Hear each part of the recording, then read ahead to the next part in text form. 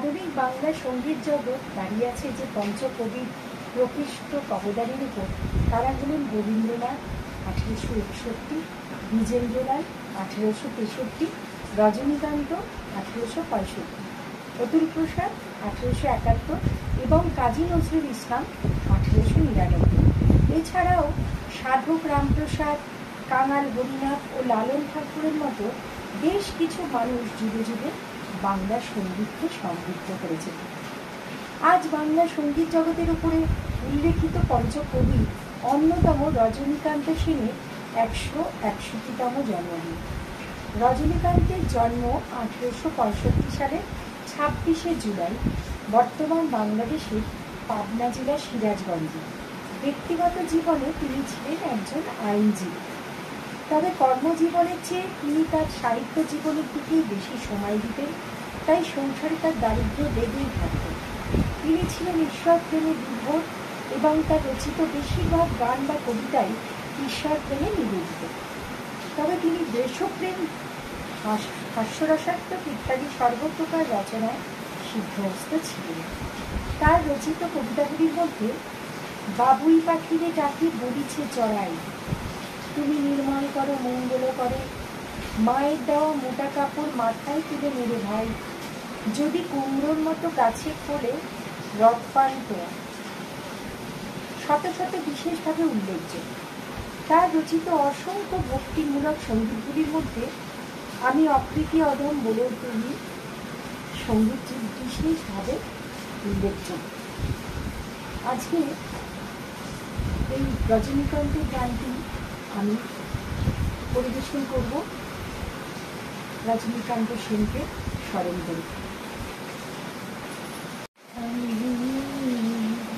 অকৃতি অধম বলেও তো কিছু কম করে মোরে দাওনি, যা দিয়েছ দাঁড়ি অযোগ্য ভাবিয়া, যা দিয়েছ দাঁড়ি অযোগ্য ভাবিয়া,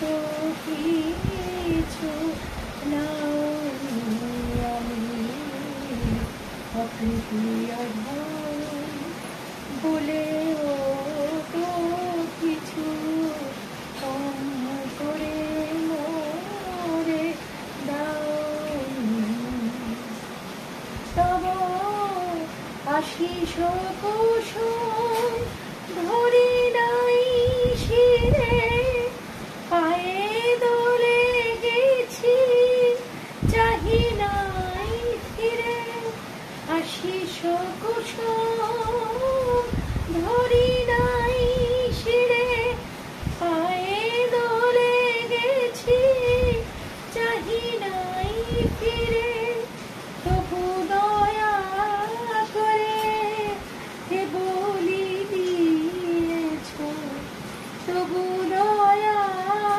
করে হে বলি দিয়েছ, প্রতিদান কিছু যাওনি আমি, অকৃতি অধম বলেও তো কিছু কম করে মোরে দাওনি, আমি ছুটিয়া বেড়াই জানি না কি আসে, সুধা পান করে মুড়ি গতি আসে, ছুটিয়া বেড়াই জানি না কি আসে, সুধা পান করে মুড়ি গতি আসে, তবু যাহা চাই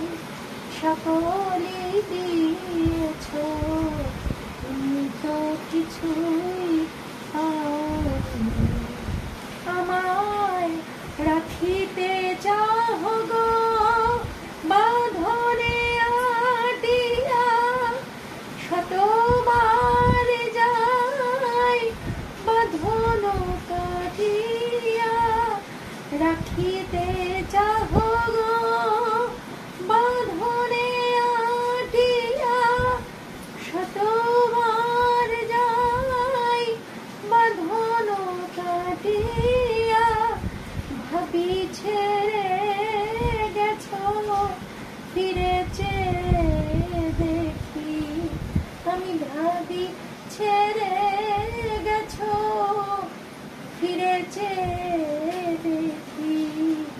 একে পাও ছেড়ে যাওনি, আমি আকৃতি অধম বলেও তো কিছু মনে করে মরে দাওনি।